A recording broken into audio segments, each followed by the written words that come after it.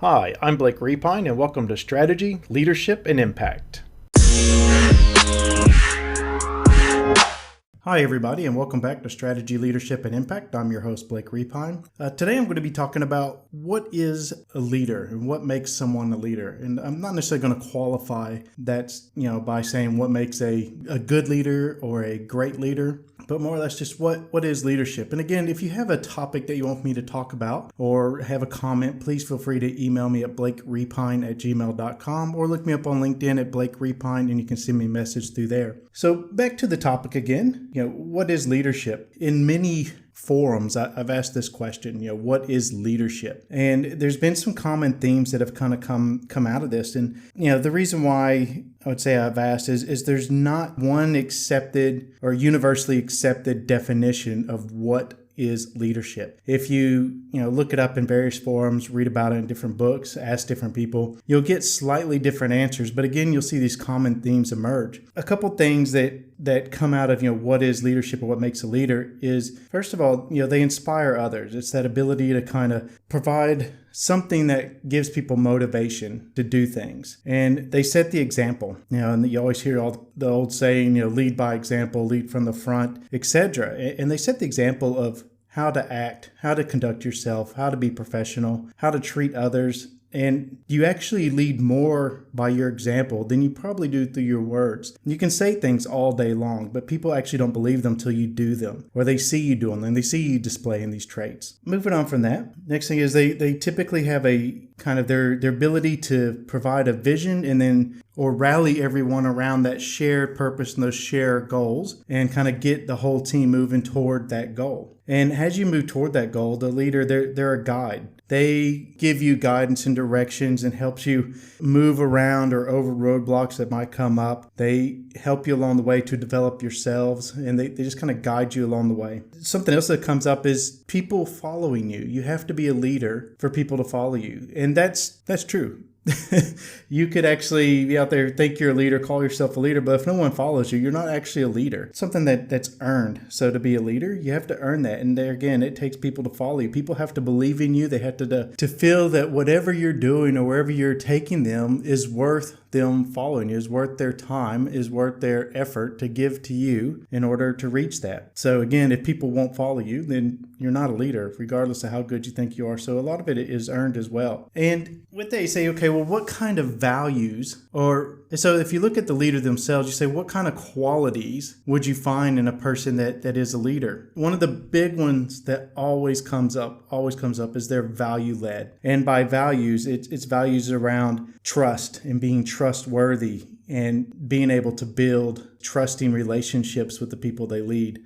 With that, they have empathy for others, not sympathy, but empathy for others. They're resilient. It's someone who might get knocked down 100 times, they get back up and they keep fighting. The resiliency, they keep pushing. They have a lot of passion typically, probably because they believe in whatever it is that they're doing, or they believe in their people enough to have that passion. Passion, whenever I hear passion, it actually reminds me of a statement several years ago. I got to see Zig Ziglar speak before he passed away. And one of the things he said, passion is what people have when they realize their potential. So a leader actually working with people, helping them realize their potential, is when they'll find passion. A leader is also someone who listens. They probably listen more than they talk. They're listening for multiple things. It could be listening for positive feedback and listening things that motivate people, or they could be listening to people starting to backslide or lose hope, I guess you can say, and being able to address that, or realizing we're losing momentum or we're losing motivation, and how to actually combat that and get us back on track. But as someone who's flexible as well, and understanding that sometimes we might need to deviate from the track we're on in order to reach whatever it is we're trying to reach. And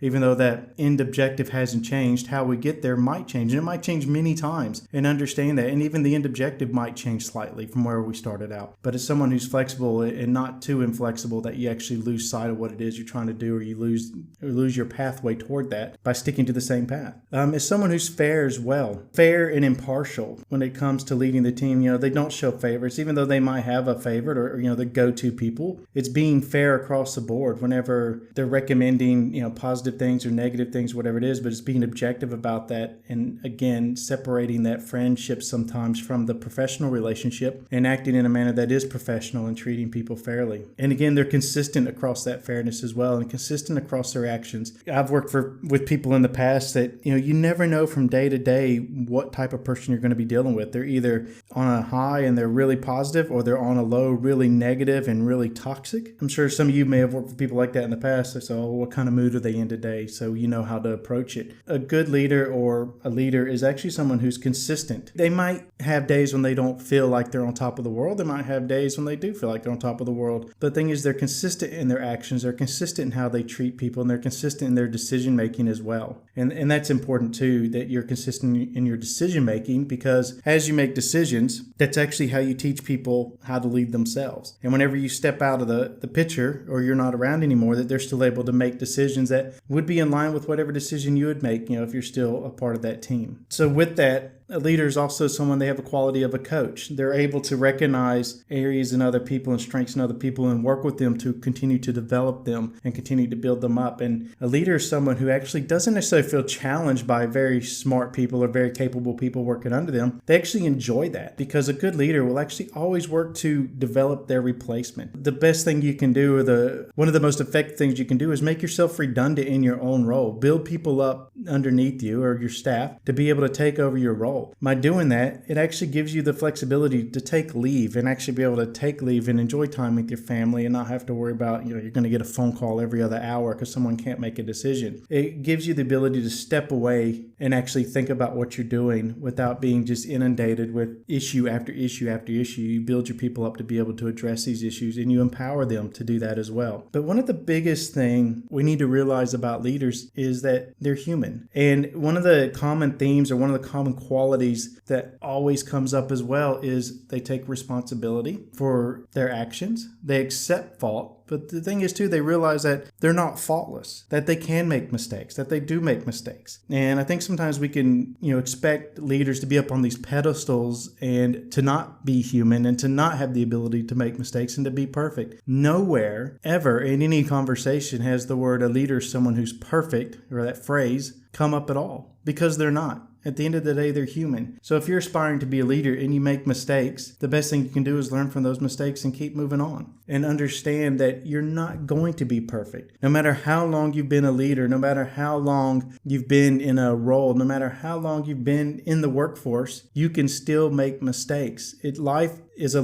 learning journey that we're on. Our work careers is a learning journey that we're on. And if you don't continue to learn, then I would really question where you're at. So just realize that even though you might be in a leadership position, it is okay to make mistakes every now and again. It is okay to be human. So don't be afraid to let that show. And sometimes that showing that little bit of vulnerability actually helps to build trust within your teams, and they realize, oh, this person, they are part of the team. We're all in it together. We're all feeling the same emotions. We're all exposed to the same type emotions. But how you deal with that and how you push through those things, it makes a difference in whether or not people see you as a leader or not. So just think about that. Of course, a couple of other common themes that comes through is that a leader always gives away praise, but they accept responsibility for the faults. So, they're selfless. A leader realizes it's not about them. And I'll tell you a good question, interview question to ask someone who you're hiring for a leadership position is ask them how many people they worked for at their last job. They're the CEO or senior exec or something like that. And,